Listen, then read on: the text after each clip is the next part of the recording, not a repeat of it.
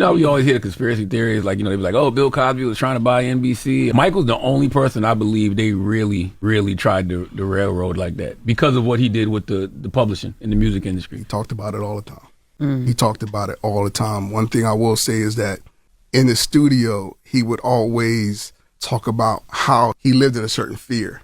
And I used to always try to reel him in a direction like, yo, you only supposed to fear God.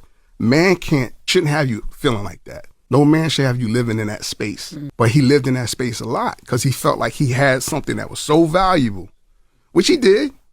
He had something so valuable that people wanted. He owned like half of Sony ATV's publishing, right? Yeah, I'm glad you said it that way because I think people have confused the narrative. People for so long have said, Michael owned the Beatles catalog. I've heard that. No, Michael owned Sony ATV. That's right. Which is Babyface, Mariah, the Beatles. Beyonce. Probably some of my catalog was in there.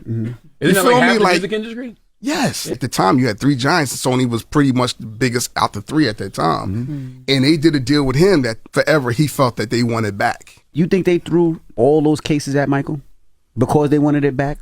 I think it could have had something to do with it.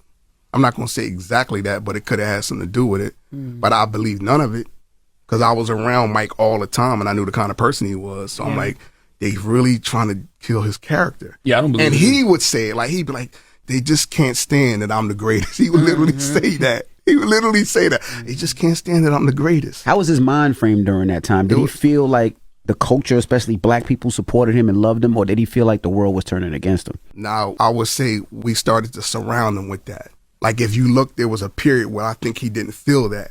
And I felt like he was like, I need this, right? So there were certain people that he started to reach out to put their arms around him, and he started to feel that. That's why he would do a summer jam with Jay-Z. He knew, like, I need people to have my back in this, and then certain people did wrap their arms around him. Yeah. And as things progressed, the one thing I can tell you about Michael that I started to learn was his family was strong. When they got together and wore all that white, they were wearing those white, going into court each day, you saw that unity in a different type of light. You're like, oh, yo, these Jacksons, they're not playing around with this. They unified. And I think that helped him, even though he was like probably going through it mentally weak and all of that. It's tough when you know you pretty much own something that everybody wants. Yeah. Damn.